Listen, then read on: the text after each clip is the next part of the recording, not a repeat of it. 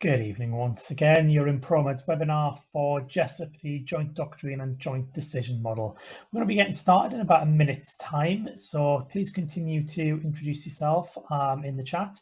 You can see we've got a variety of people from across the country, so if you can see the poll, please do let us know where you're coming from, what experience you have and what qualification you have clinically. You can see we've got everyone from kind of first aiders and first responders right up to sort of paramedics, nurses and doctors, so you're all part of one big team. We'll be getting started in just under a minute's time.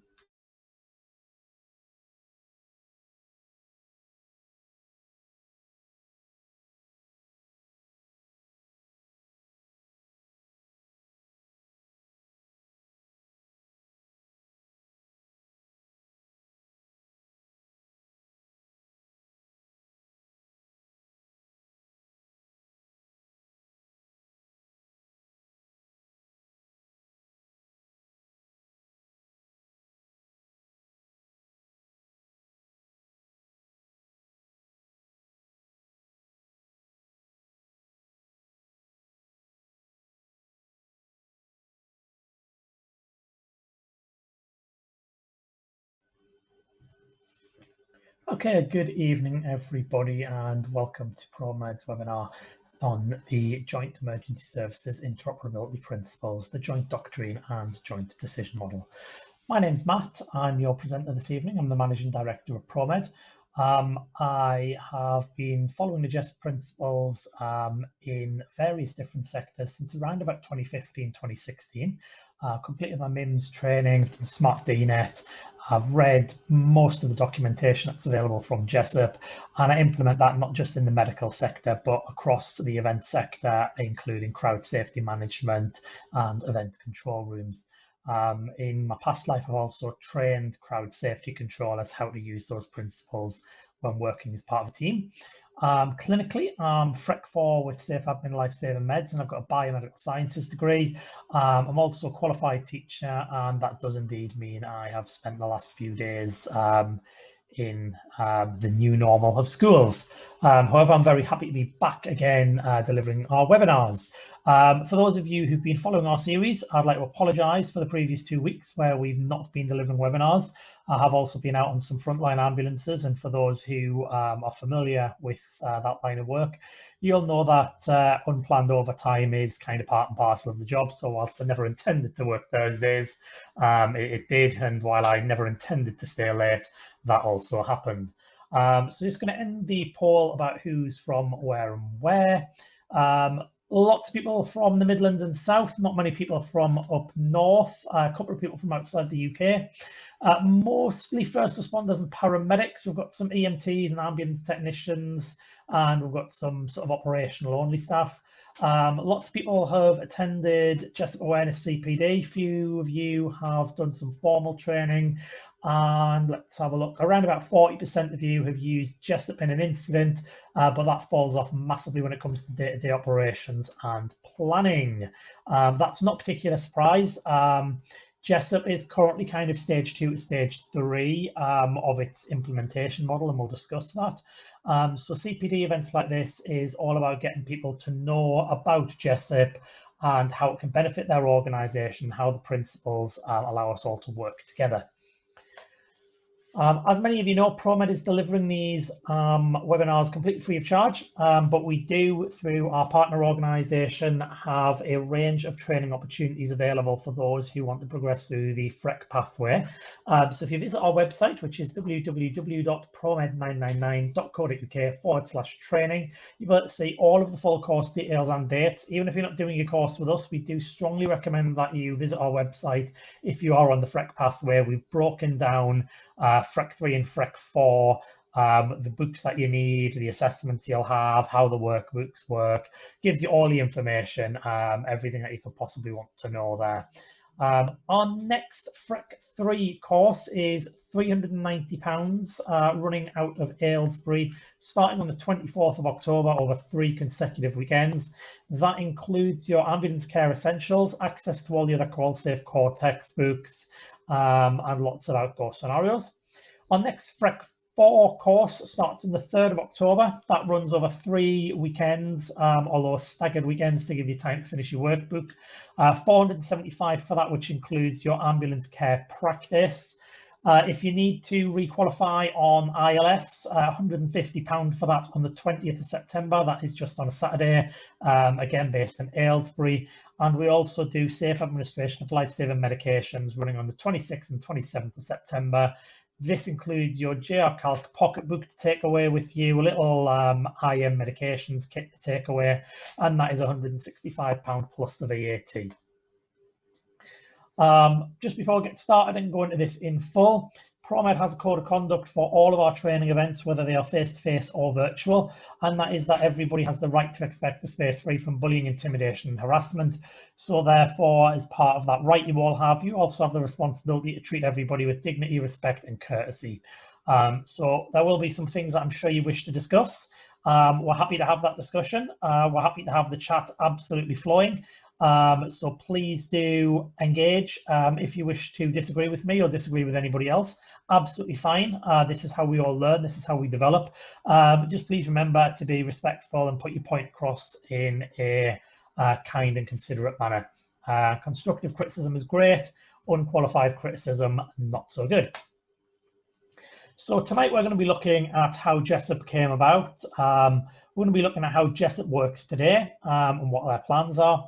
We're going to be looking at the Joint Doctrine, so this is how we implement the principles. We'll look at the Joint Decision Model, which tells us how the organisations work together. We're going to look quite a lot at the importance of communication. And then for those of you who work in the events and kind of have the planned sort of scenarios, how we're going to bring the emergency services into incidents at those events. So first of all, let's look at how JESIP came about. So let's throw into the chat, does anybody know why JESIP originated? What's the idea behind JESIP, and why did people decide that there was a need to have these joint emergency services interoperability principles?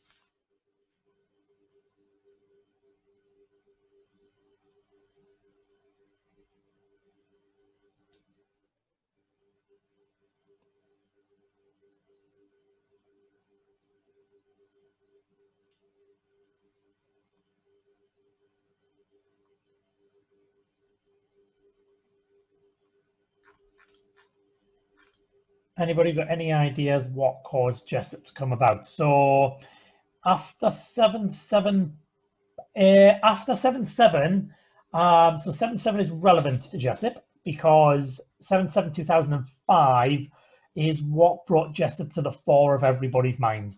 Absolutely right. Poor communications is something that's highlighted. Lack of communication between the agencies is definitely something that came about. However, this was identified before. So what's always been known is that the emergency services carry out their individual roles efficiently and professionally. And again, this is something that we expect. This is something we've known all along. There's a lot of people here who do work on the frontline emergency services.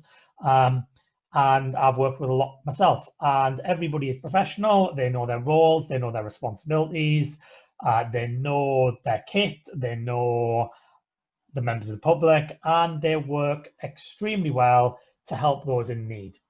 Where it kind of falls down, however, is communication. So what came out of a number of different reports was there's challenges with initial command, control and coordination activities on arrival at the scene. So what was generally happening is usually the police would get there first and they would start setting up some cordons and they would start, securing crime scenes and doing what the police do best. This would then usually be followed by the ambulance service, and the ambulance service, this is kind of in the pre-NARU days. These is in the days when perhaps MIMS and the principles of major incidents wasn't really being taught to frontline crews. So what you would generally have is ambulance crews rushing in and starting to treat patients. You would then maybe have some fire appliances turn up, and the fire officers would start to go, right, we need to take command. We're fire officers, this is what we do. Then you probably maybe get some police officers come in, inspectors, superintendents, and they would start controlling police activities. And then this would then be followed by ambulance officers who start coming up and then start to implement their plans. However, the police command would be where the police sort of first arrived, and the fire command would be next to where all the fire engines are parked, and ambulance command would be next to where they found a good place to start treating casualties. And they wouldn't necessarily be coordinated with each other. And despite a large volume of calls going into each of the control rooms weren't really talking to each other, other than to go, "Hi, police, yeah, it's ambulance, yeah, we've got this really big incident in the middle of London. Are you guys there? Yeah, we're there. All right, okay, lovely jubbly." And that tended to be it, if I'm honest. Nobody really had any joint procedures. So the procedure was the police would do what the police do, the ambulance would do what the ambulance do, the fire would do what the fire do. Nobody kind of had this idea that we could work together. So you've got to remember, this is before the kind of gold suites were opened in the police control rooms. This is before backup control rooms were designated as event or major incident control rooms. This is kind of, way back when. CAD was a thing, but it was in the kind of, I would say, within 10 years of moving to computer-aided dispatch and computer-aided control. So there was still a lot of paper going around. So when it comes to working together, what you've got to remember is every service's systems were still very, very different. They weren't linked up. There wasn't these joint CADs where you could press a button and send it to each other or look at each other's logs. There was none of that. Airwave was just becoming a thing. So the Airwave contract had started. So everybody was moving to these nice, shiny new radios that could apparently work all across the country. But again, everybody's radios were programmed with their talk groups for their service, maybe then neighboring services. So the police would have the next counties, the ambulance would have the next trust. This is also at a time when ambulance trusts have just became the 13 big trusts. So all of the county services have just kind of all been absorbed now. So they're kind of still working that out. And people knew that the police did what the police did. People knew the ambulance did what the ambulance did. And people knew that the fire did what the fire did. But actually, nobody knew who did what. So as we're all medical, we knew that, if we want a roof cutting off a vehicle, then you go and get the fire brigade to do that. But people didn't necessarily know at the scene of an incident, I need these 3 casualties removed from under this trapped rubble. I'm going to go and ask a fireman. Nobody knew which fireman to ask. Nobody could identify which was the fire officer in charge, and vice versa, of course. If the police found a load of casualties, they would just go to the nearest paramedic or person in green and say, "You need to come over here, there's a dozen casualties." And they would drag that person there. They wouldn't necessarily know which ambulance officer was the ambulance officer in charge.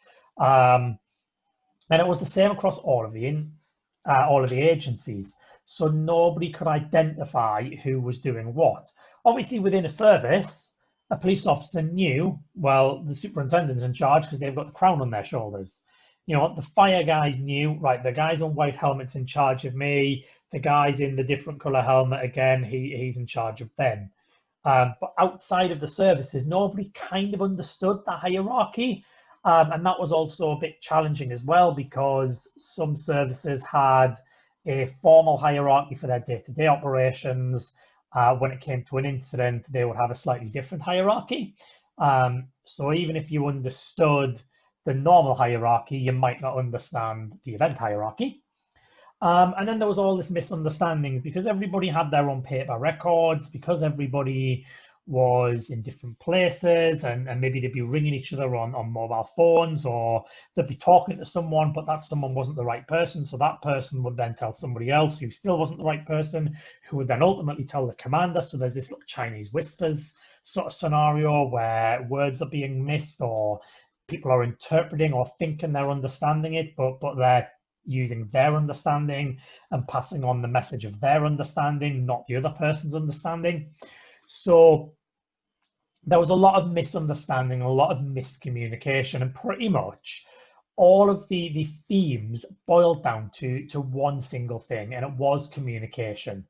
And this is something that's been identified in inquiry reports from the 70s and 80s, and was still in the early 2000s being identified as we were getting more safety reports and safety learning. So organizations were beginning this journey now where they understand that in order to improve, they need to do their own internal investigations, their own internal kind of reporting to identify what was going on and how they could improve and what they could do different next time that would lead to better patient care, less people trapped, lower levels of public order, better levels of prosecution, whatever it may have been for that service. The whole internal investigations and accident investigations was rapidly kind of emerging at this point. So there was a lot of things going on inside and outside the emergency services, which was great, and it has led to where we are today. But everybody was doing their own thing. And somebody came together, some of the kind of national commanders came together and went, this isn't right. What we need to do is we need to work together. We need to, wherever we are in the country, whoever's providing mutual aid, everybody needs to sit together. Everybody needs to know how each other operate. And actually, when the shit hits the fan, we need to know who we're looking for, and when those people need to be together, and then we need to make plans together. And that's where it started from. And then not too long after JESIP came about, we had the Pollock report.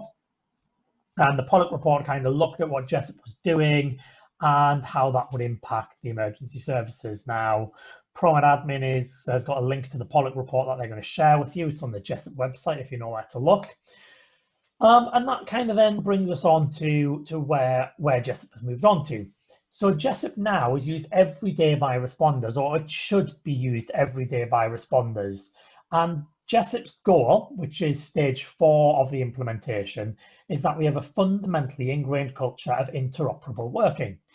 I would say for those who work privately, for those who work in events, for those who work in security, for those who work in fire prevention work, for those who work outside of that first response role and have those other interests and those other areas of work, those individuals probably are actually operating at this stage now, because we're so used to speaking with other people on a regular basis. We're so used to having those conversations and working together to solve problems that when we come into our first response role, when we come into our day job, if you will, of being part of the emergency services, we almost default to talking to each other rather than just forming our own little bubbles. Whereas I think those who've worked for 10, 20, 30 years as first responders in a particular service and don't necessarily have those outside interests, don't necessarily specialize in this, they still work the way they've always worked because that's their habit, that's their way of life, that's the way they were trained, that's the way they were taught. And by and large, unless they've been involved in large-scale incidents, they've never really needed to know any different. And that's not to say that's their fault, that's not to say they don't want to change, that's their training, that's their experience, and that's who they are. However, JESIP needs to reach its goal, and the more people who get on board with JESIP and the more we bring this into day-to-day working, then the more useful JESIP becomes and the easier it becomes when we have to work together, for example. So to give you an example, a road traffic collision will typically involve the police, the fire and the ambulance service and Highways England. Of those 4, you will usually find 2 of them work incredibly well together, and that is the ambulance service and the fire service, because they drill for this, they practice this, they do training on this together where they can. they know what the other wants to happen. They know how to keep each other safe from each other, and then it just happens. Highways lives in its own bubble almost. Highways stops, puts some cones out, and then just kind of hangs back and watches. And that's not really interoperable working. It's working towards the same goal, yes, but they're not really operating with each other at that moment in time. They're helping each other, but they're not working together. They don't have that dialogue. They don't have that communication. So we're still maybe with level 2 with highways. Level 3 is where there are efforts being made and where people try to involve others in the process, and where incidents need JESIP, people recognize those incidents need JESIP and they start to use those principles. But what tends to let people down with level 3 is they don't necessarily remember this CPD, they don't necessarily remember the joint doctrine, they don't remember the joint decision model. So they know they should be using the principles, but they can't remember what they are. And well, I've still got this patient to deal with, I've still got this fire to put out. So it all kind of goes out the window because everybody's forgotten what they're supposed to be doing. So JESIP's kind of having a really big push at the moment with its category 1 and category 2 responders. So your category 1 are your police, your fire, your ambulance, Coast Guard, mountain rescue, cave rescue, mine rescue, Highways England, so on and so forth. Basically, essentially your blue light services or the services that the police will activate. Your category 2 responders are then your utility services, so your power, your water, your gas infrastructure owners, your sewage infrastructure owners, local authorities are category 1. Also in category 2 might be large community groups, voluntary aid societies, and so on. And JESIP at the moment is almost there with category 1. So the category 1s have pretty much got it, and they just need to do their own internal work now. Category 2 responders still need a significant amount of buy-in. So your category 2 responders typically only come to your really large incidents, your significant incidents, your critical incidents, your major incidents. And there's not really been too much work done yet with category 2 responders. And even less so has there been work done with the wider stakeholders. And your wider stakeholders also include event partners, your event agencies, and your safety stakeholders. So if you're used to working with events, this is your production teams, this is your site services teams, this is your event medical providers, your event fire providers, your crowd management providers, your security providers. And just before lockdown, so earlier this year, JESIP sort of acknowledged that there are other agencies, there are other organizations, there are other stakeholders who have started to use what they are publishing, because what they're publishing is in the public domain. It's absolutely fantastic that they have made all of their resources available for anybody to access, and where these are starting to be used, it's being used really well. Certainly in the events industry, what we found is a lot of people love a free resource, first of all, but where something makes sense and it's free, what we tend to find is people then really buy into it and use it. And JESIP is noticing this, so that they devised everything they devised for the emergency services, and that was their goal. That was what they wanted to do. And that's why they titled themselves the Joint Emergency Services Interoperability Principles. However, because they noticed that category 2 responders was much part of this, and there are wider stakeholders that are a critical part of responding to incidents, they then decided that they were basically just going to be known as JESIP. So the original title is still there, and it is still their kind of legal entity name. But if you look at any of the branding, it is now just JESIP. JESIP this, JESIP that, JESIP. Because they recognize there are so many industries and organizations and bodies that should be using these principles. And one thing they did notice recently is the whole events industry. They noticed that the events industry have really kind of taken on board what they're doing, and the private partners, so your event security team, your event medical team, your crowd management, your crowd safety team, are all using these principles when they're working in a control room, when their managers are meeting up for the silver meetings. They're following JESIP. And JESIP's kind of gone, oh, actually, yeah, we could and probably should make our guidance relevant, because the emergency services are also involved in events proactively and reactively. So it is just on the outside of their remit, but it is definitely on the fringe of their remit. So personally, I'm looking forward to probably mid to late 2021 when they've completed their next Joint Doctrine review. It was last reviewed in 2016, so there is a 5-year review due very soon.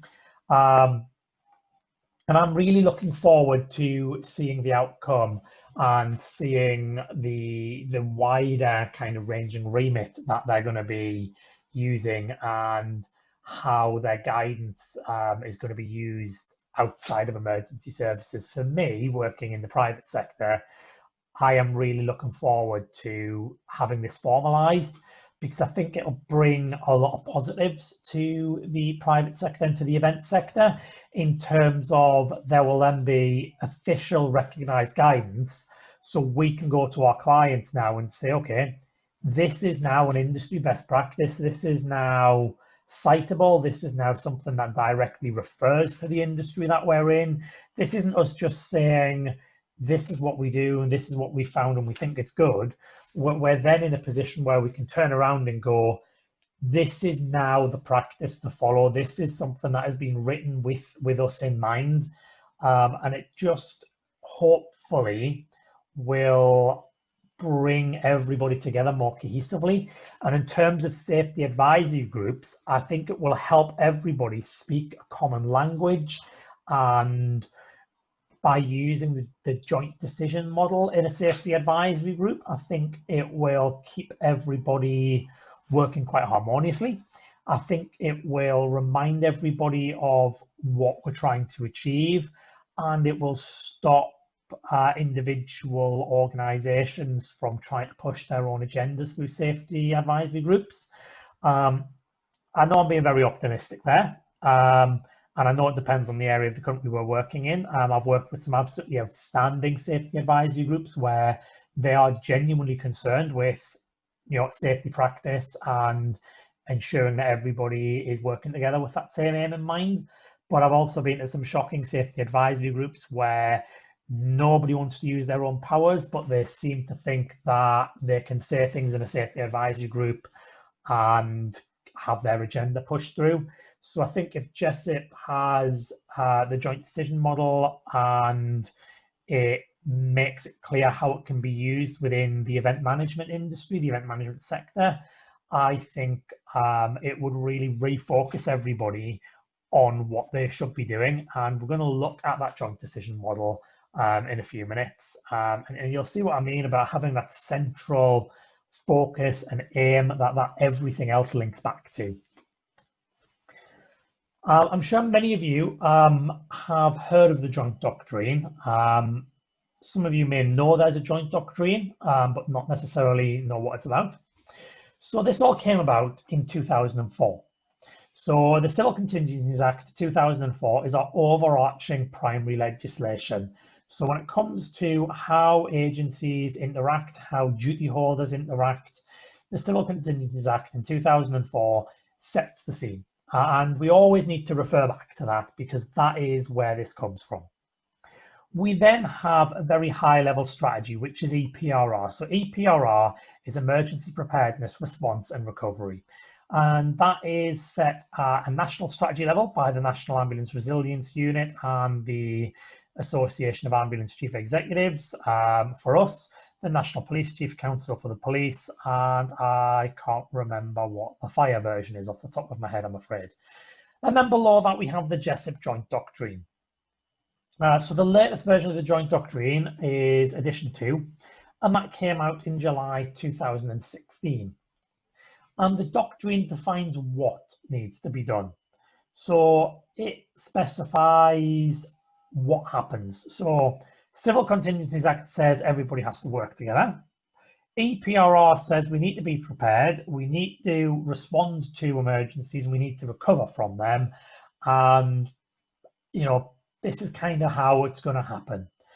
Then the JESIP Joint Doctrine says what actions we actually need to take to achieve that vision, to achieve those goals. And the key part of this is that multi-agency policies for responding should be aligned. So they need to be aligned now, and then when amendments are made, they need to stay aligned. So when it comes to events, this means that I don't write an event medical operations plan in isolation. I write an event medical operations plan by speaking to the event production company, by speaking to the NHS ambulance service, by speaking to the nearby hospitals. And I produce a plan, and then I take feedback from all of them, or I will look at their websites and take information from them, and I will send out a draft, and I will wait for some feedback. Then following that feedback, I will review, I will update the plan, and I will then go back to the ambulance service and say, right, okay, are we happy with this? I will then check with them the hour at a time and go, so this is what we're doing. Can I just check what you're doing? For larger events in towns and city centres, this is absolutely key because people will call 999. In more isolated events, in smaller fields for your small scale events, it's less important, but I do it because it's the best practice way of working together is to ensure that everything we're doing is aligned with one another. What I don't want to do is set off down a path of what I'm doing, then to find out somebody else is duplicating what I'm doing, or that between us we've missed an entire area of response that somebody ought to be responsible for because we've each assumed that the other's going to do it. So having that early communication is vital. So the Joint Doctrine sets out our principles for joint working. So there's 5 principles, and they are co-locate, communicate, coordinate, jointly understand risk, and shared situational awareness. So it's 3 C's, risk and situation.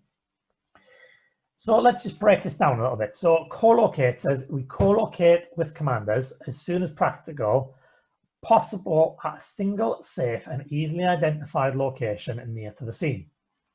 So the best way to do this is face-to-face. But it's recognised that commanders might still be travelling to a scene, and therefore you can do this co-location electronically. So you can use your shared interagency talk groups on Airwave, you can use telephone conferencing, and these days everybody is very familiar with Zoom and Google Meets and Microsoft Teams and whatever other platforms we're using. So we can actually co-locate virtually if we are not able to meet in the same place quickly. So they need to jointly agree where they're going to meet. This can be done before they arrive at scene, or the first commander from any service can say, right, I have found this large open area all our control units can park on, or I've commandeered Costa Coffee and the command team is going to work out of Costa Coffee. It might be, I've been underground and there's no comms down there, so we need to make sure that we meet above ground. Whatever that co-location is, it needs to be identified quickly, and its location needs to be communicated to the other commanders quickly. It's no good 3 agencies arriving and each deciding on their own location. It literally just has to be that first service picks a spot, identifies a spot, tells the other agencies that spot. If then together you agree that that needs to move, then that can happen later in the incident. But the priority is everybody comes together if they are a commander, and then everything else follows suit. Next up is communication. So it says communicate clearly using plain English. That's not to do with language or accent. That's to do with the vocabulary that we're using. And what the problem we tend to have is different services have acronyms or slang words or colloquialisms for resources, for pieces of equipment, for describing a scene, describing the numbers of people involved, and other agencies don't necessarily understand that. So if I were to say we've got 3 X-rays and 6 Yankees, who knows what I'm talking about? We've got 3 X-rays and 6 Yankees. Throw it into the chat if you understand what I mean by that. And if you don't understand what I mean by that, throw into the chat that you haven't got a clue and you think I'm talking gibberish.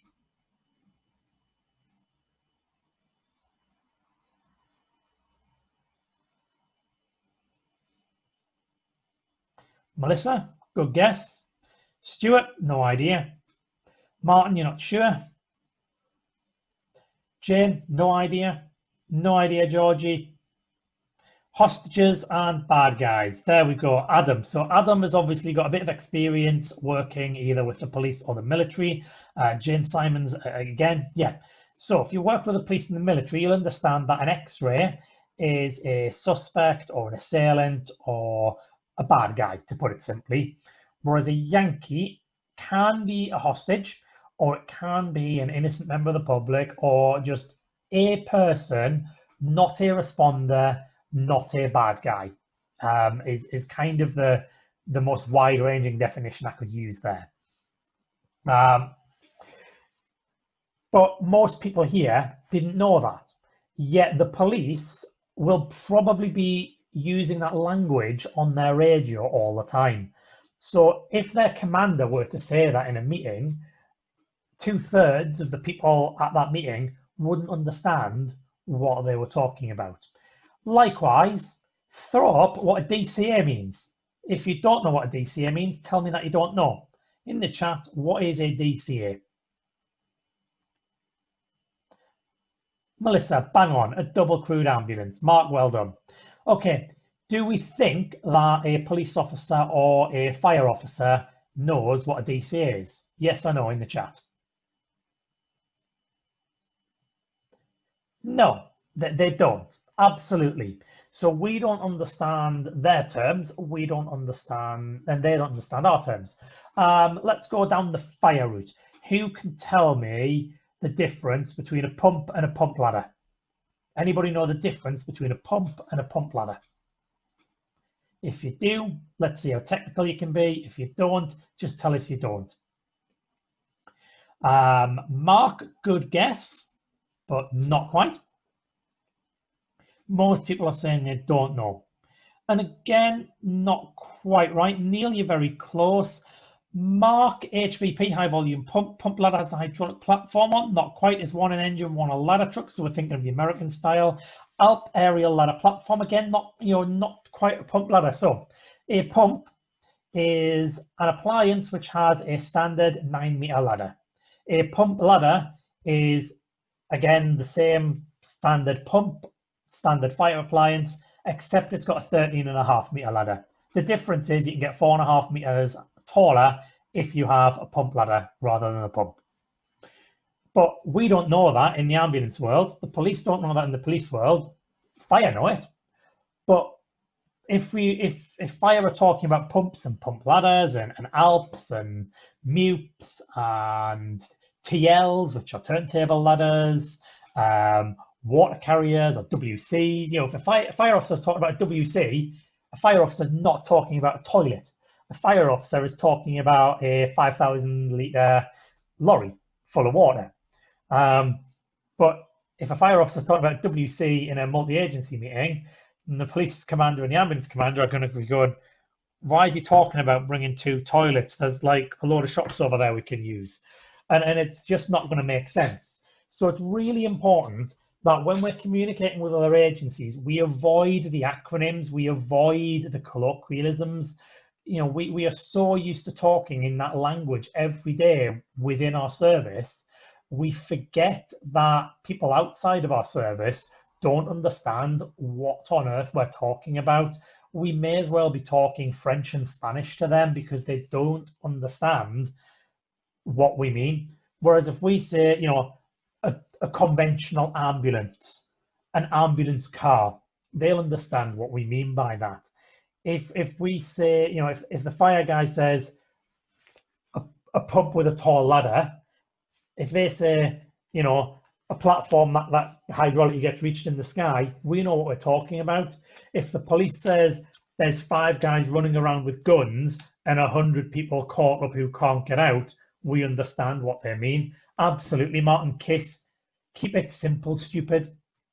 And we have to go back to this, and it's a mindset issue. As a teacher, we do a lot on what we call tier 2 vocabulary, which is the words that are used across pretty much every subject, and that we assume our children know, so nobody bothers to teach them. The net result is that our young people come to an exam and do not understand some really, really common words because we're not teaching them. So we need to be really careful. And one thing I've learned in my practice is that I am very mindful about the wording that I use. So I've learned in science, as a science teacher, I've learned not to just bang on saying, I want you to write a method. That's the words I'm comfortable using, and I know exactly what I mean. But I also know that my kids are going to be thrown if the exam says produce a plan or describe how you. So I'm very conscious about using those different words regularly. And when it comes to working with other organizations in my medical life, I adopt those same principles. I'm very mindful to use different terminology that will be accessible to them. And I think, do they understand what I'm talking about?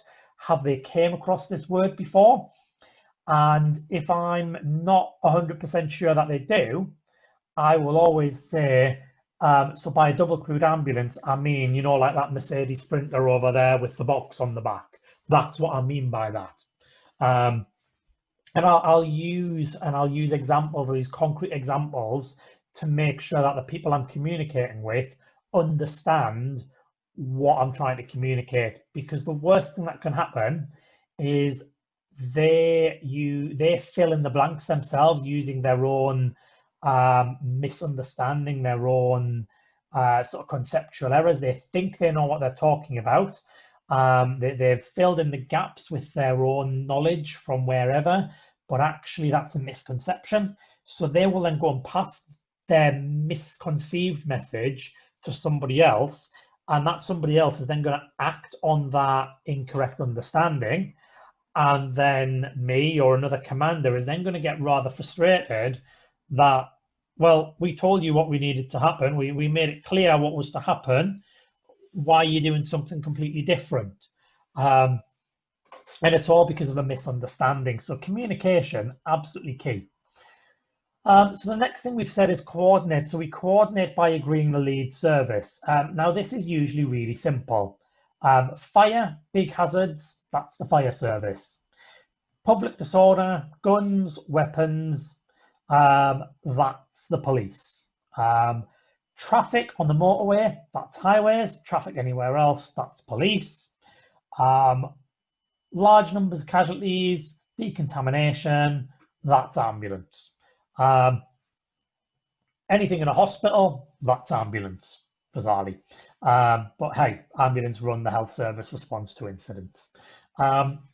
So that's usually quite quick. Obviously, anything maritime, that's the Coast Guard. Anything in the air, that tends to go to military or an air traffic control.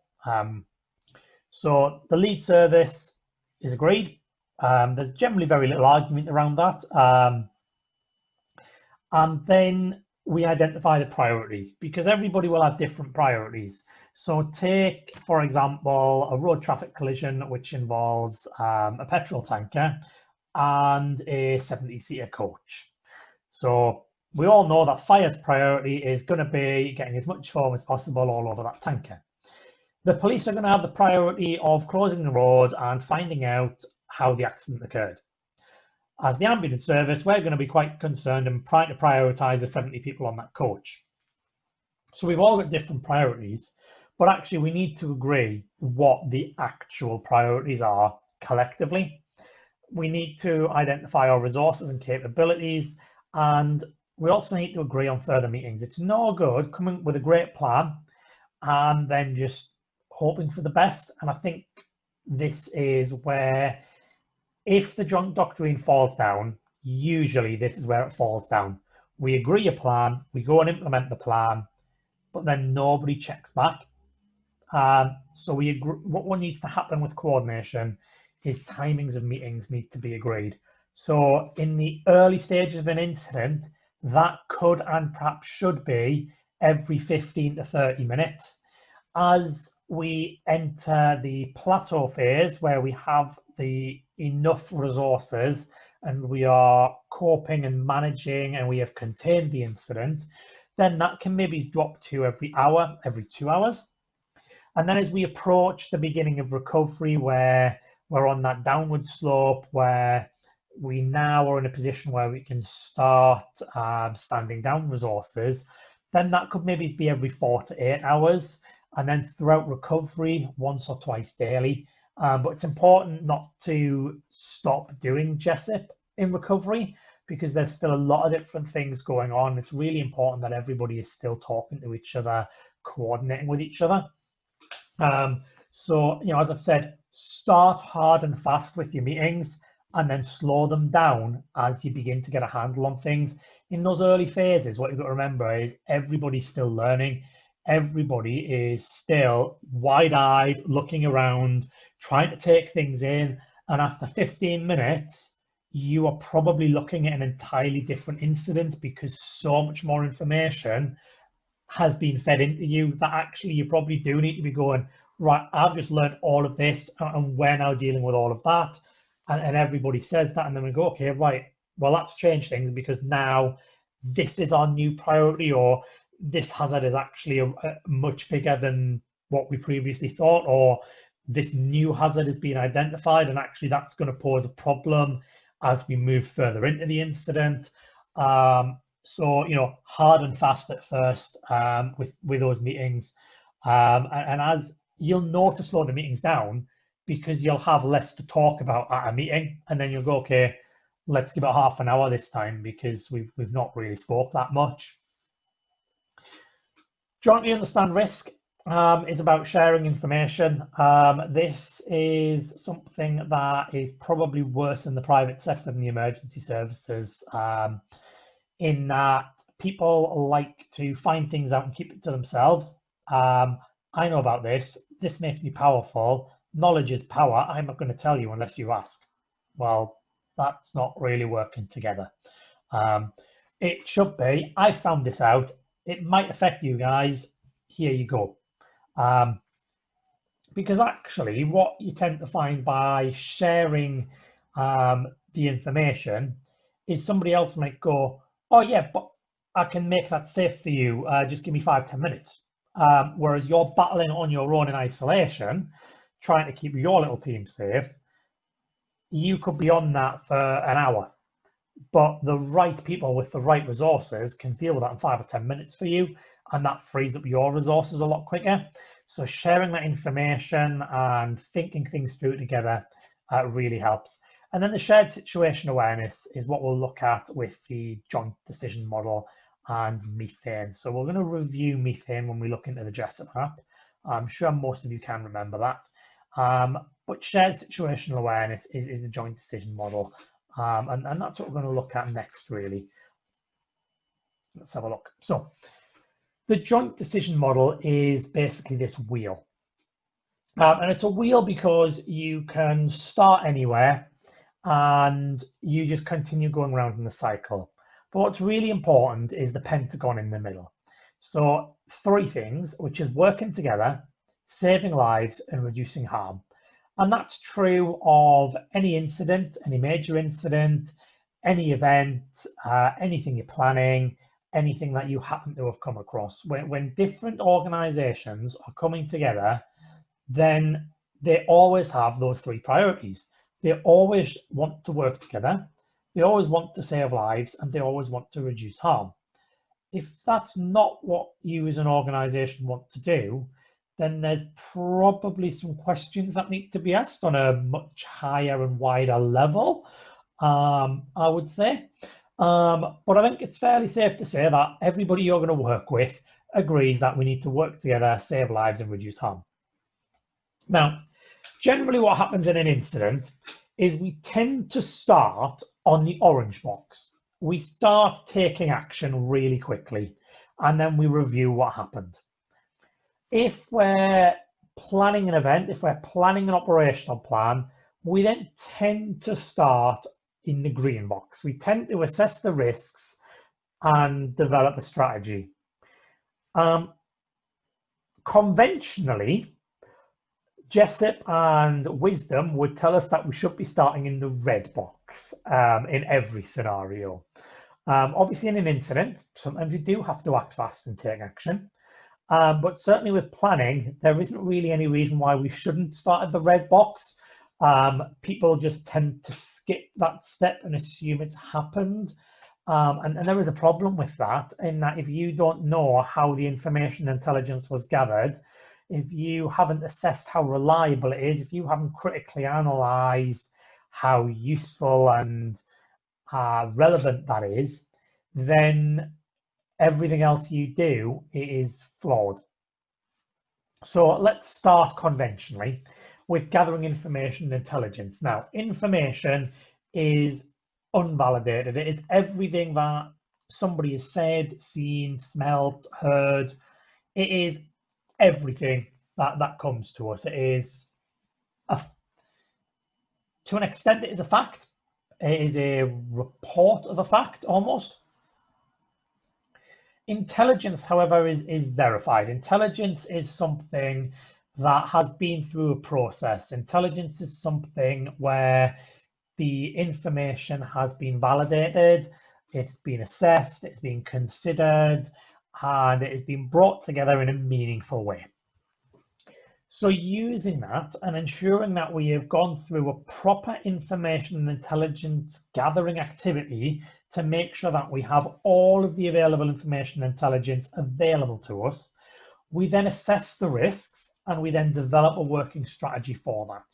So this means we are working together. This means we are sharing that risk understanding, and we are developing a strategy to mitigate against those risks. Now, this could be in an incident, this could be as part of a plan. So this could be, I'm going to a festival as the medical provider, and there is a risk that a large number of people are going to try recreational substances for the first time and become intoxicated by them. There is intelligence to support that. So I'm going to develop a working strategy around that. So that working strategy could involve a welfare service. It could involve a testing service. It could involve the security team and the police trying to reduce the amount of substances coming into the festival.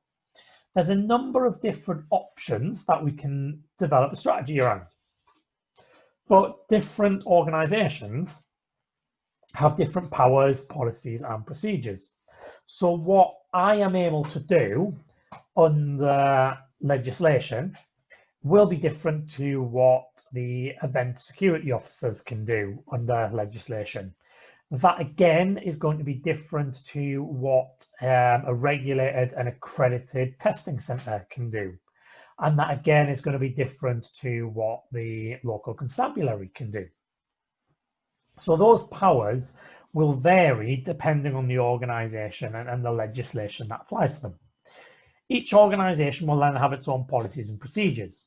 So a welfare organisation might have a policy that they cannot do any observations or provide anything at all to somebody under the influence. A medical provider might have a policy that they will do observations on all patients and provide them with a drink of water, but their policy might be that for somebody who is only showing signs of intoxication, they will be referred to a welfare service. So we need to make sure that those policies are aligned with one another, but we need to consider how each organisation is going to work together and work within their own policies and procedures to deliver this sort of shared strategy, this joint decision together, and in line with its policies and procedures. So once we've done that and our working strategy is kind of becoming a bit more formulated, we're narrowing it down a bit more, we're then going to identify the options and contingencies that are left. So which option here is the preferred option? Which path do we want to go down? But what's our options here? So what contingency plans do we have? So if we take action and we go down this route, what might still go wrong? And if it goes wrong, what are we going to do about it? We're not just going to watch it go wrong and stand back and go, oh, that's not good. Let's leave it till later and we'll look at how to do it better next time. We're not going to do that because that's not the professional thing to do. That doesn't save lives and that doesn't reduce harm. So we're going to look at, okay, I'm going to go down this path, but the building might collapse. So what am I going to do about that? Or I'm going to go down this path, but my first aid post might get flooded. I'm going to go down this path, but I've only got 2 4x4 ambulances and there might be an incident at the far end of the field. So what contingency plans do I have? Well, actually, site team have got a load of 4x4 buggies, and if I ask them now and tell them that they're our contingency, they might well make them available with some drivers for me. It might be that I go, okay, if it's casualty only and there's no fire, I might be able to get the event fire team to support us because they should all have first aid training. So we identify our kind of preferred option and we identify the contingencies that are going to support that option if it doesn't quite turn out in reality as we've envisaged it. And then finally, once we've done that, we then take action and review what happened. So this goes back to setting the time of the next meeting. So we take action, each service goes and does what it said it's going to do. And then shortly before that meeting, we find out the outcome. We look at what's going on. So we're kind of going back to that gathering information already almost. We review what happened and then we come back together for a meeting. And that review is then the information and intelligence that starts the next loop of that cycle. And then the wheel keeps turning and keeps turning and keeps turning and will always keep turning. So in the event world, does this ever actually stop? The answer is no. If you have a regular event, whether that's a weekly event, a monthly event, or an annual event, so for those of you who know ProMed, you'll know that we've been doing Bradford Pride since 2016. And I'm still turning this wheel now. So I had a strategy for the 2019 event. We had our policies and procedures, we had our options, we had our contingencies, and we actually had to implement some of those contingencies. Obviously, we acted, and that 2019 event took place. We reviewed what happened, and we prepared an event medical report, which went back to the event organisers. And that is the first step of information intelligence with Bradford Pride, what was 2020, it's now going to be 2021. And we're talking to the event organisers about what their plans are for 2021, some of which are obviously from 2020. And I'm already assessing those risks and thinking about my strategies. So even though this event happens every year, that wheel keeps turning. I don't go, okay, 2019's finished, forget about it now, it's all over, don't care anymore. And then all of a sudden, 10 months later, start going, oh, what am I going to do this year? I follow this cycle. I keep this as a cycle. So the first thing I'm doing in my red box is I'm going back to my orange box from the previous one. And it's all part of that same cycle. And it's the same in an incident. In an incident, you will obviously stop this wheel turning at the end of your recovery phase. But do you? So there is something that JESIP kind of brought in called joint organizational learning. Now, the JESIP website is full of joint organizational learning. If you want to do some further CPD, if you want to do your own reading, then that is something I suggest you take a look at. Because actually, your reviewing of what happened from that whole incident can now take place in the cold light of day with the benefit of hindsight. And then you're gathering that information and you're validating it as intelligence. And then you're assessing the risks of similar incidents, and you're developing a strategy, and you're updating your policies and your procedures, and you're identifying different ways you could have responded to it. And then you're acting on it because you're training your staff, because you're sharing these best practices or these constructive criticisms, so that your staff are better prepared for the next incident. So you could even argue that in the context of an incident, the wheel still keeps turning for several revolutions after the recovery has perhaps been brought to a close. And it is always just going back to it and remembering that just like the Earth, the joint decision model wheel should never stop turning. So let's take a little look at communication. So we touched on this at the very beginning when we said, why do we have JESIP? And that is, the emergency services and responder agencies don't understand each other's call signs and single service terminologies. Even within the ambulance service, there is a huge amount of variety. Fairly sure St John Ambulance are still using Alpha Bravo 1XX and 2XX is a conventional ambulance. Alpha Bravo's 3XX, 4XX, 5XX are hand portable radios. Alpha Bravo 9XX would be a support facility. And they have their call sign structure. Ambulance services, so within Northwest Ambulance Service, we have the 1s and 2s, which are Cumbria, Lancashire, the 3s, 4s and 5s, which are Greater Manchester, the 6s, 7s and 8s, which are Cheshire, Merseyside. East of England Ambulance Service, I know that the 6s, 7s and 9s are Essex. But I don't know whether they appear anywhere else because I've only worked in Essex.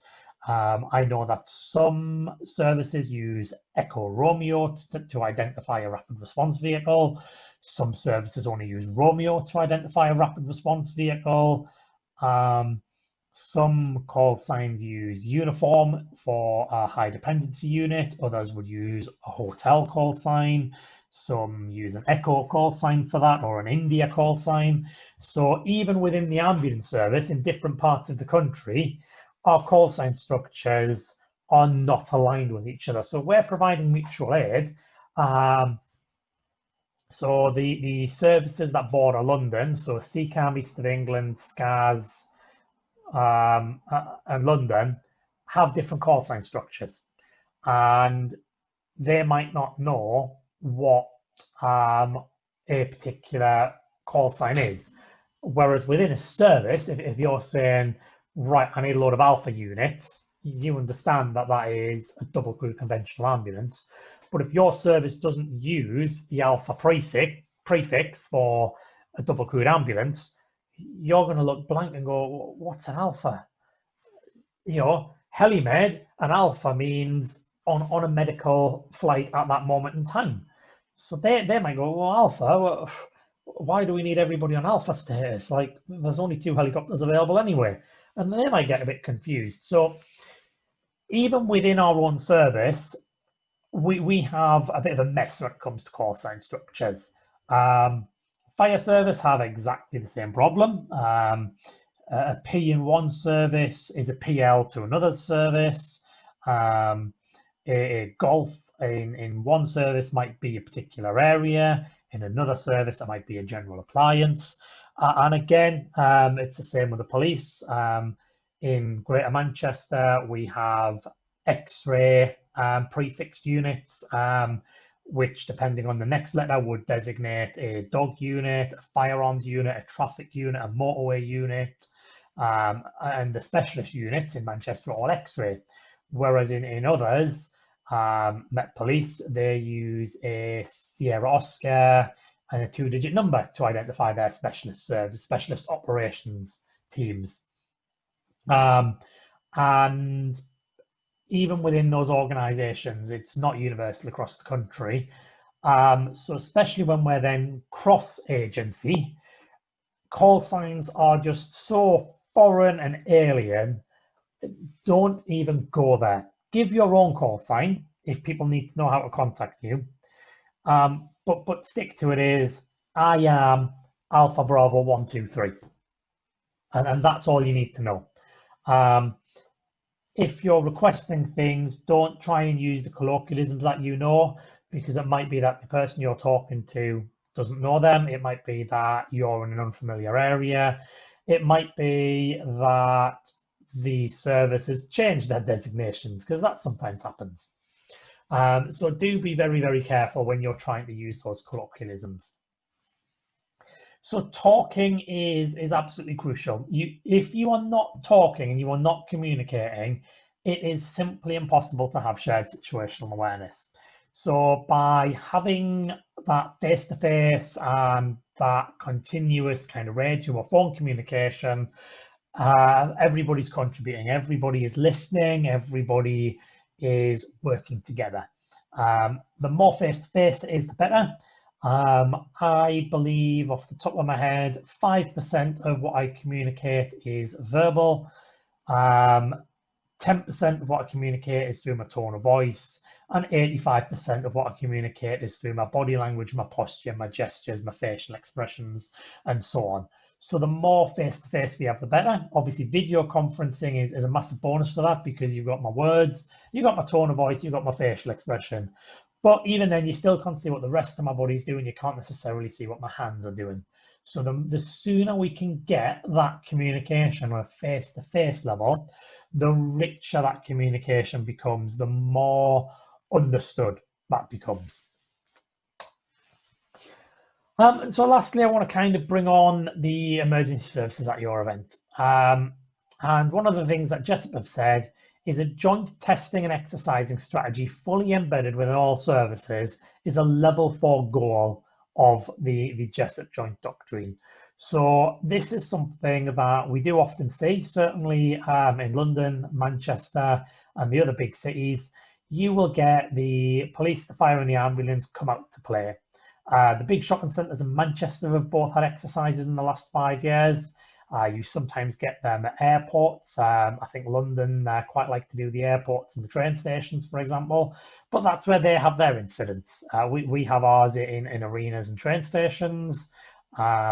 London have theirs in train stations and in airports, and different areas of the country have them in different parts of their areas. So you test and you exercise what's relevant to you. But actually, it's important to learn from what others are doing elsewhere in the country, because just because it hasn't happened to you yet doesn't mean to say it won't happen to you. And in terms of events, this is where we're talking about tabletop exercises. So this is where we're talking about the medical provider sitting down with the NHS ambulance service, sitting down with the site services team, sitting down with the fire brigade, sitting down with the event production company, sitting down with the venue manager, and talking through, some random nightmare that somebody's had. What happens if a terrorist blows up my front doors? What happens if 5 people rush through the backstage entrance carrying guns? What happens if a water main bursts? What happens if the river a mile down the road starts to flood?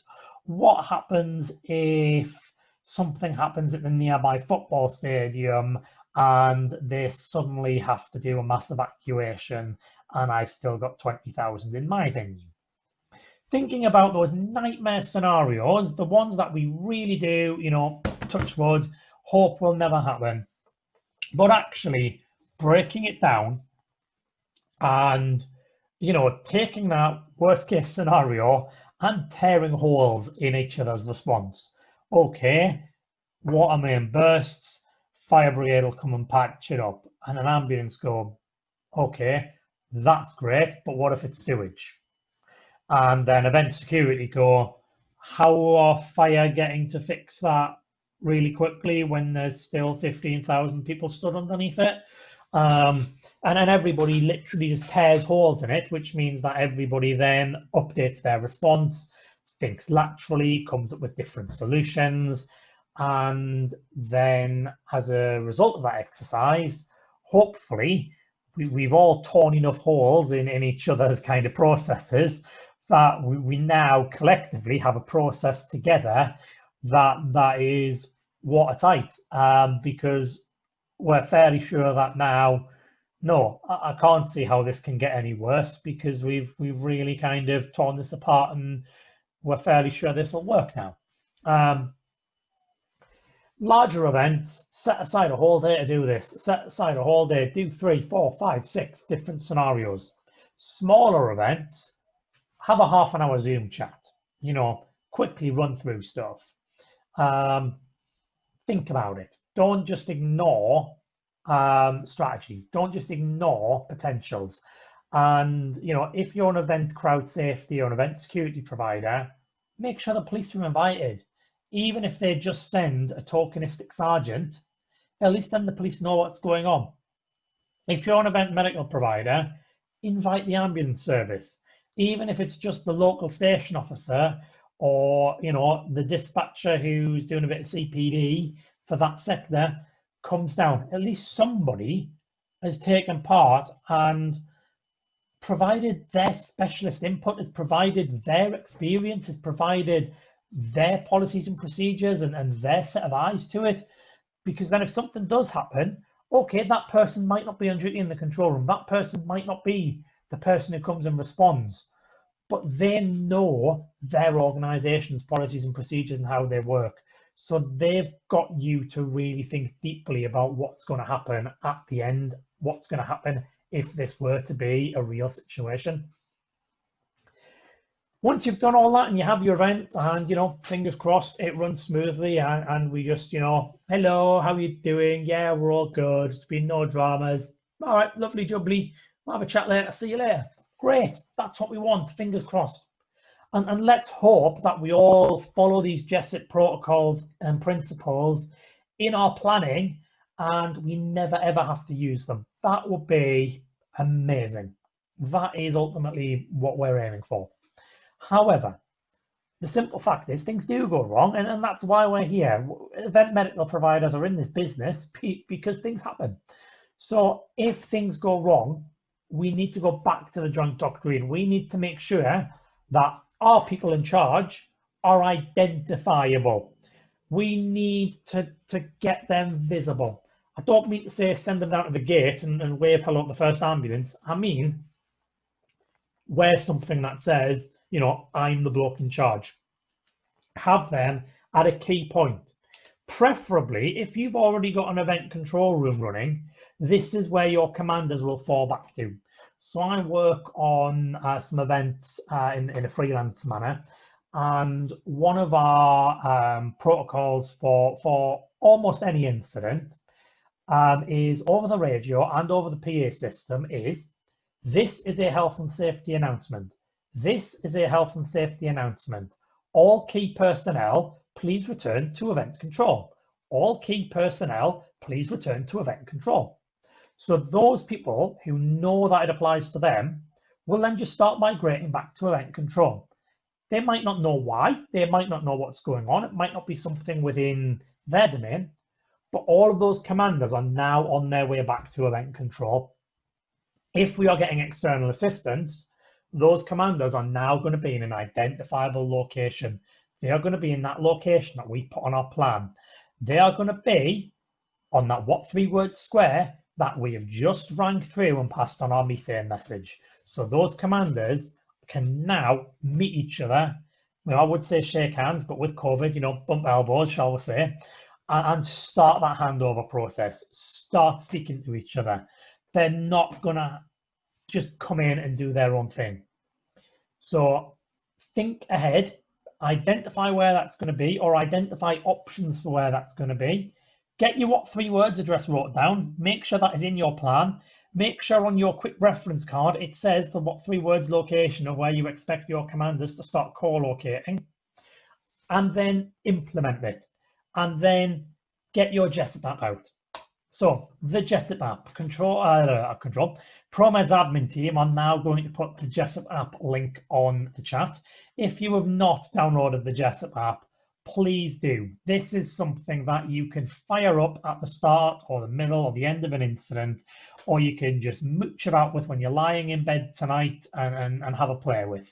But in an incident, it is designed for live use. So here's a screen which is for the joint decision model. Information intelligence, risks and working strategy, powers, policies, procedures, options, contingencies, and so on. And you can save those. And then when you've saved them all, you can share those by text, by WhatsApp, by Facebook. If there's a way of sharing it on your phone, the JESIP app will allow you to share it in text form, so you can pass that. You can pass that to your control room. If you've got an event commander's WhatsApp group already in place, you can share it to that. You've got MTFA for responders. So we all know run, hide, tell for members of the public. It's see, tell, act for responders. So see, tell, act is not something that is routinely taught. I'm not going to go into it in too much detail. You can download the JESIP app, hint, hint, and implement it yourself. Do your own CPD in your own time. But it's all about gathering information, telling a control room, and getting the public out of the way. It's got a checklist. So your incident is happening. What do we need to be doing? So request a multi-agency talk group. So what channel are we using? Confirm that it's being allocated and people are on that channel. Right, confirm your arrival at scene. Put on an appropriate tabard. Right, okay, I'm not walking around in my black polo shirt. I need my high-vis that says medical commander now. That's the one that should be in my pocket that I'm carrying with me, of course. I'm going to provide a methane message, not just to the control room. I'm going to make sure control is providing that methane message to all 3 emergency services. Identify commanders from other services and co-locate. Right, let's get back to the control room. Establish a forward command post. Right, let's get my bronze commanders out on the ground at that incident, commanding that small area. Commence a log. You've already commenced a log by starting this checklist because it's putting the time in that you're ticking those boxes. If you're filling in other parts of the app and pressing save and you're sharing that with others, you have commenced your log. Brief other members of your command team. So have they got their quick reference cards? Are they following those quick reference cards? Has every quick reference card been given to somebody, or do we still have command roles that we need to allocate? That's there on the checklist, and you can mark off when you've done it. You've got the principles. So if you forget what the 5 principles are, you can go at the principles, you can see them, you can click the little plus icons, and as you can see where I've got shared situational awareness, it says what should happen, what could go wrong. So you can literally break it down right there and then on a scene, very quickly refresh your memory. Hazardous substances. So if you're in a situation with a hazardous substance, remove yourself, your clothing and the substance. That guidelines are right there. Gary, multi-agency talk group can be a problem when the fire service still only use UHF and not airwave. All fire commanders and all fire appliances have an airwave radio. So every fire vehicle has a vehicle mount airwave terminal, same as we would have in an ambulance, same as you would have in a police car. And fire officers are all issued with handheld airwave sets, just the same as police and ambulance staff carry out on the job. What I like about fire service using UHF is they become the interoperable channels for working on events. Channel 7 and Channel 8 of the Fireground UHF can be used with the senior fire officer's permission, and I will stress that, with the senior fire officer's permission, Channel 7 and 8 could be used by anybody at that incident. Fire command vehicles should come with lots of spare UHF radios that they can give to other services. In terms of programming them for use, bit of a legal grey area. Speak to your local friendly county fire and rescue service, their communications team. If your event has risks where the fire service might come out, they might well agree to it being programmed onto, say, channel 16, one of those channels, And then if it all goes wrong, everybody can switch to that channel and the fire commanders can switch to it and listen in as well. And there's your multi-agency talk group between everybody. Events tend not to get their hands on airwave terminals unless you're friendly with West Yorkshire Police, because West Yorkshire Police seem to have lots of spare airwave terminals with their 4 event channels programmed in. It's got a reference to your tabards in the JESIP app, so you can identify people. So I don't know what Coast Guard officer looks like, but according to this app, he's the guy wearing the red top with the blue and yellow on the bottom. A police officer might go, oh, bugger hell, there's 2 people that say ambulance commander. Oh, it's the one with the yellow. He's the more important one. The white one's the tactical one. Or vice versa. Oh, police, what do police look like? What do fire look like? It's all in the app. Methane. I love doing methane on the JESIP app. You tap M. Is it a major incident standby, or is it declared, or are you just doing ethane? The exact moment in time to the second. E, exact location. Would you like that as a street address, an OS grid reference, or would you like it as what 3 words? T, so what type of incident is it? And it gives you a selection. You just scroll through and pick the one that applies. H, hazards. Again, it presents the hazards to you. You just tick the ones that apply. A, access. Again, would you like that as a street name? Would you like that as an OS grid reference? Would you like that as GPS coordinates, or would you like that as what 3 words? N, number of casualties. Initially, you can put 0 or multiple. You can then break it down into finer detail as you get more finer detail. E, your emergency services required. It initially just gives you police, fire, ambulance, Coast Guard, but if you press other, it will then bring up local authority.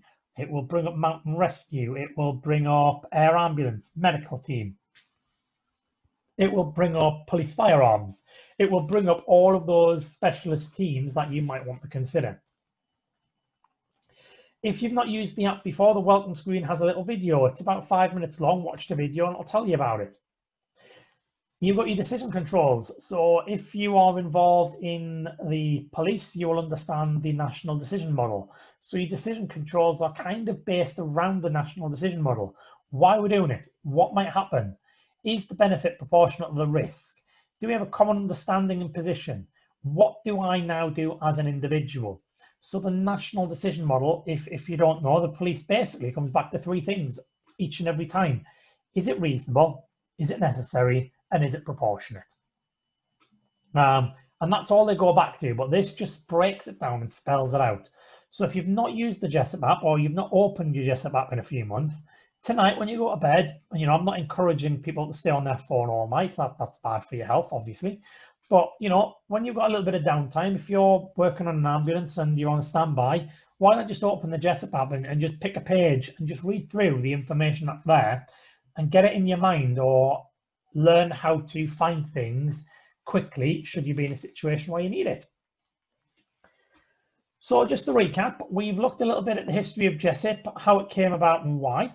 We've looked at how JESIP is today, where it is in terms of its kind of 4-stage plan and where it might be going in the future. We've looked at how we implement the principles of the Joint Doctrine. We've looked at how the joint decision model allows us to work together. I have stressed the importance of communication on virtually every slide. And we've discussed briefly how we're going to look at using the JESIP idea to bring emergency services to instance at our event. And then we've had a little brief look at the JESIP app, which you're all going to download. Not too sure why it's not appeared in the chat yet, so I'm just going to grab the link to it myself for you all. And there, oops, there we go. It's just in the chat now if you want to download it. Also the JESIP Joint Doctrine version 2 if you've never seen it, and if you want to read the Pollock report, you can have the link there as well. I'm sure you all want CPD certificates for attending, so if you do, please email webinars@promed999.co.uk with your full name that you want on the certificate. If you've appeared under a different name or have logged in using a different email address on Zoom, please can you include that in your email, because we do check the Zoom register. We will also be checking that you've left us a review, which I'm about to come on to. And within 3 business days of that review and email, whichever comes later, we will then email you a lovely PDF e-certificate, which you can use to reference the hour and 15 minutes that we've spent in tonight's webinar. So ProMed has provided these webinars free of charge, and we would like it if you could leave us a review. Whether that review is positive, negative, whether it has constructive criticism or is a recommendation, we're not that bothered. We would like the review. We would like to see people just talking about us online because that raises our profile online and attracts paying customers to us. So we are on Trustpilot, which is our preferred platform. We're also on Yelp, we are on Google, and we are on Facebook. So please leave a review on one of those platforms. If you've already left us a review on one of those platforms, please pick a different one this week. As I say, constructive criticism is welcome because we do want these webinars to be as good as they possibly can be. So if you have suggestions on how we can improve, how we can make them better, or if you've got ideas for any future webinars, this is how we make them as good as they are. If, however, you love them and you can't think of a single thing you want us to change, then please tell us what was so good so we can continue doing what you have really enjoyed, basically. And so now we're going to move on to question and answer session. So the way the question and answer session works is you can put something in the chat box and I will read out your name and your question and I will then provide an answer. Or if you're feeling really brave, you can raise your hand by using the participants panel, or at the bottom of your screen, you'll have options to interact. If you raise your hand, I will then click the button that asks you to unmute yourself. If you unmute yourself, then we can engage in a two-way dialogue. I can listen to your question, I will respond to your question, and you then have the opportunity to do some follow-up. So please be brave and raise your hand, but if not, please store as many questions as you want on the app. Nathan, you are absolutely correct. The methane element is very similar to the Prometheus IMT app. Let me just open my phone now and I'll tell you what else it's similar to. It's also similar to, yep, methane. There's another one somewhere in here. There's a one on triage as well that's got it. It's all, you know, there's only so many ways that methane can be put. Methane is methane at the end of the day.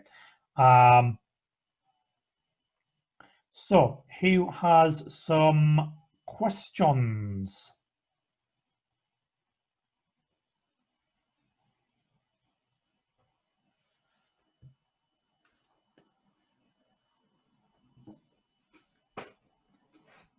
Any questions at all? While you're thinking about those questions, I would love it if you could please provide us with some quick feedback.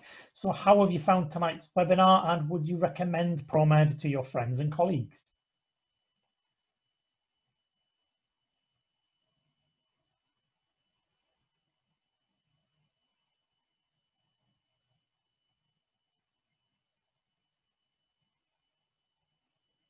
Thank you, Stuart. You're very welcome. I'm pleased that it was informative for you.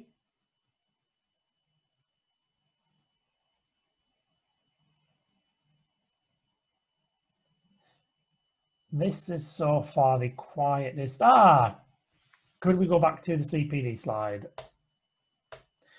So the CPD certificate, if you'd like a CPD certificate, you email webinars@promed999.co.uk with your full name. If you've used a different email address or name on Zoom, please include those because we do verify against Zoom's register who was here.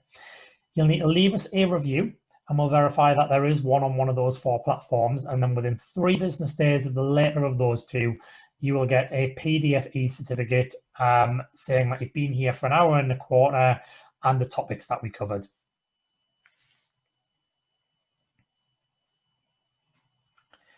Mark, you're very welcome. I'm pleased you learned stuff. Martin, quick reference cards. So it depends on what you want them for. So the BMJ Publishing have done a major incident medical management quick reference book.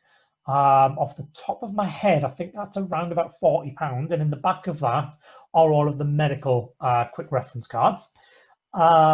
Some organisations, so ProMed has a set of quick action cards for ourselves. I know Mersey Medical produce their own set of quick reference cards. I believe that Dave Gormley at Biosphere has a set that occasionally crops up on eBay. I've seen a kind of plastinated set that lives on a key ring that others have used.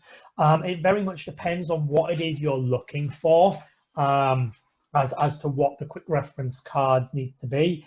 Personally, I would say buy one of the commercially available referenced ones, but then build your own for your company or organization, the roles that you would have in an incident. I think that's probably the best option there. Neil, again, I really do apologise. East of England Ambulance Service just seem to like giving me jobs towards the end of my shift, and well, have to go and visit those patients and have a chat with them and help them find their way to hospital, or otherwise safely discharge them at home with the help of clinical advice. They've all been really good, but unfortunately, when those jobs do come in at kind of 5:30 and 6:15 for your 6 o'clock finish, then you just kind of have to smile and do what you do. And when you're then hitting your hotel room at 7:15, you're like, I ain't getting that webinar done in time. Thank you very much, Adam. Obviously, you live locally to me, so I'm pleased that you are recommending them. I know that the NWAS out of hospital CPD social media feeds do publicise us. So if you know the people behind them, please pass on my thanks. It is really appreciated that they're sharing the information about these. Kate, you're very welcome. John, pleased to meet you.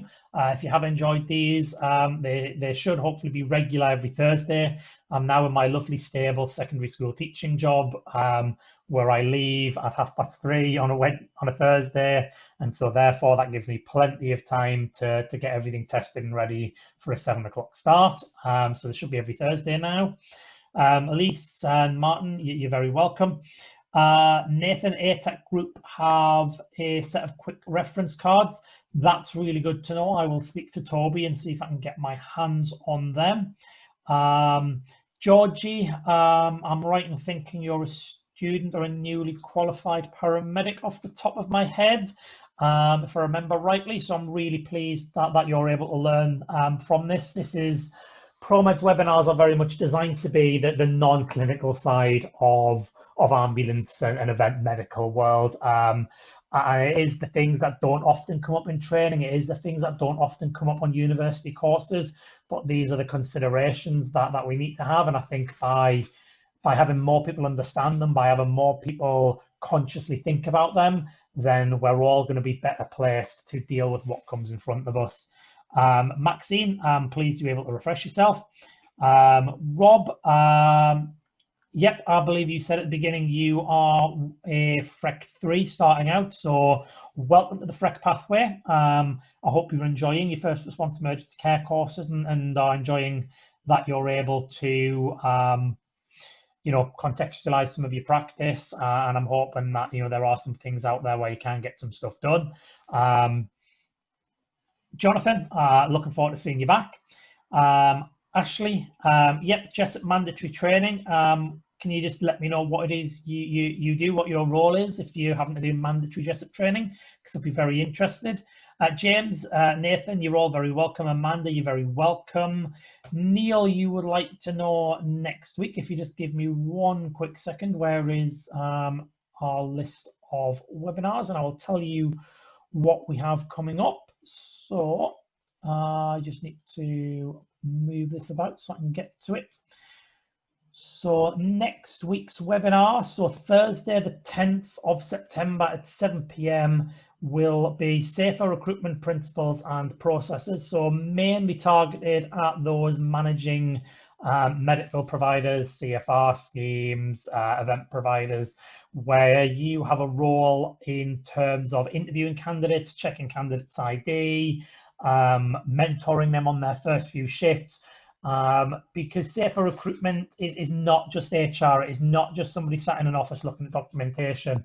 Safer recruitment is the responsibility of everybody who works for somebody new for their first few shifts. It is a responsibility of everybody who works with anybody else as a provider, because it's about continual safeguarding. So we're going to look at the application form and the vetting from that, the screening process with DBS.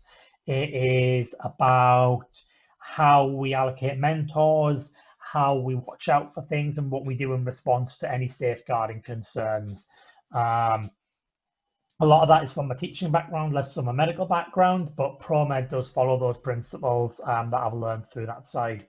17th of September is a one that was requested off the back of our first webinar. So the 17th of September is the psychological impact of major incidents. That's on responders and on members of the public or victims or people caught up. The 24th of September is the different roles and remits of pre-hospital care providers. I suspect this one's going to be a very, very sort of contested one because lots of different people have lots of different names for the roles. I'm not going to spoil the surprise too much, but what I am going to say is the faculty of pre-hospital care have some skills matrix descriptors from A to F or G off the top of my head, and basically that's what we're sticking to. We're going to be discussing the names of the roles that are applied cross-industry, and we're going to be discussing what the ambulance service roles mean and what different, shall we say, less regulated terms can mean and why it's probably wise to avoid them. Following them, we've got the two that we had to postpone due to my overtime, which was filling out patient clinical record forms, radio communications protocols and demonstrations. That takes us up to the 8th of October. We are then so far penciled in right up until bonfire night. Bonfire night, I'm debating whether we're going to run one or whether everybody's going to be out playing. Let's see how the whole COVID thing and events goes. But I will make the decision in mid-October and give people plenty of notice whether we are or we aren't running that. We are obviously looking for suggestions for webinars. So if you've got any ideas or if you would like to be a guest speaker, we do have a medical student at Newcastle University contact us last week. She is hoping to deliver a webinar on the process of what happens when an ambulance takes a patient A&E until they leave A&E, whether that is discharged home, to a medical ward, to a surgical ward, any care packages, what blood tests get done, what scans get done. So that's going to be quite insightful if you want to know the kind of process that's followed after we hand things over. Let's just have a quick flick through. Jane, you're very welcome. All our webinars are freely available because we do want people to have access to this learning. We want people to develop their own understanding and do CPD. And I think one of the great benefits of the lockdown is that so much free CPD was created by, let's have a think, safeevents.ie. Mark Breen, he was a leader in the events side. You also had Andy, I'm forgetting his surname, from the Square Meter crowd safety training. He brought some fantastic university professors in to discuss the science behind events. Trauma Care have done their own webinars. CPD Me have produced a whole range of webinars. And of course, our training partners, STC Training Solutions, they've done a series on ECG, and their current series, if you're on the FREC pathway or if you don't get much exposure to things like PEDS, sepsis, other conditions, they're currently running a brilliant CPD series. If you're about to do your FREC 3, or if you need to do some CPD for your FREC 3, if you need to do the pre-learning for your FREC 4, or if you want to do your FREC 4 CPD, their series covers pretty much all of those bases. That's on a Monday night at 7 p.m. check out promed999.co.uk/training because we list all of their webinars because we really do rate them so highly. Innes Eaton is paramedic practitioner. He is really conscientious when it comes to producing his material. And their admin team, Charlotte Hannay, she is a second-year MSc physician associate student. So she is doing a lot of research into these areas at the moment for her master's. So it is really current stuff that they are presenting. Mark, yep, mandatory JESIP training, good to see. Ashley, oh, it's really good to see that newly qualified paramedics are doing mandatory training on JESIP. Let's have a look. Yep, Print Ninja on eBay for major incident cards. Let's have a little look. Nathan, yep, role names, EMTE. I wouldn't actually know what you mean by EMTE. That's a new one on me. I'm going to guess EMT enhanced. I might be completely wrong. It might be EMT experienced. But this is the whole problem. As a FREC 4, yeah, HCA, healthcare assistant, that is more or less an in-hospital role. So again, you'll understand the whole point when we're talking about that on the 24th. Lottie, very welcome. Gary, that is a shame to hear that events are being cancelled, obviously. But obviously in the current climate, we just don't know. Myself and one of my colleagues was supposed to be working on an event in South Yorkshire, which has obviously not been subject to a localised lockdown. However, the local authority decided that because the town where the event was being held was fairly close to some of the areas that had been locally locked down, that we couldn't run the event. That being said, I've got an event next weekend, which is in an area that's only just come off local lockdown, and they are keen for the event to go ahead as an authority. So I think it's very much up in the air. It's very much authority dependent in terms of what isn't going ahead. So who knows? UKREMT, which is the United Kingdom Registry for Emergency Medical Technicians. Thanks for that link, Nathan. I have already seen it.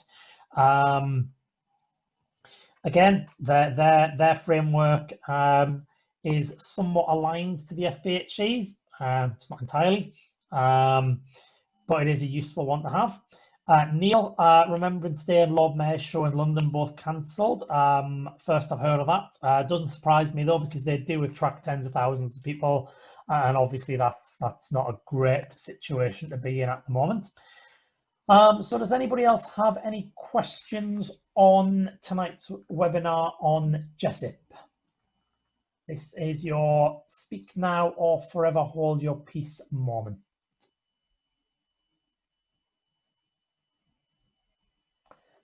Going once, going twice, and you're all very welcome. So just to remind you how to get your CPD certificates, please email webinars@promed999.co.uk with your full name. We're going to verify that you've been in the session, and we're going to verify that you've left us a review. Once you've done that, you'll get an email with your CPD certificate within 3 business days. So please do leave us the reviews on Trustpilot, Yelp, Google, or Facebook. You might find some invitations to some of them in your inbox to make it really easy for you. So we'll leave the chat available until 2050. If there are any links you want to click on, if there's anything you want to scan back on, if any person's details you would like to connect with, we'll give you about 8 minutes left to do that, because I'm afraid you can't save the chat just because of Zoom. So let you do that. I'm going to mute myself, turn my video off, and get this video ready to go online on YouTube. So if you do want to watch it back, if you do want to share it with your friends and colleagues, it will be available on YouTube by tomorrow morning. So thank you very much, everybody. Have a good evening and stay safe.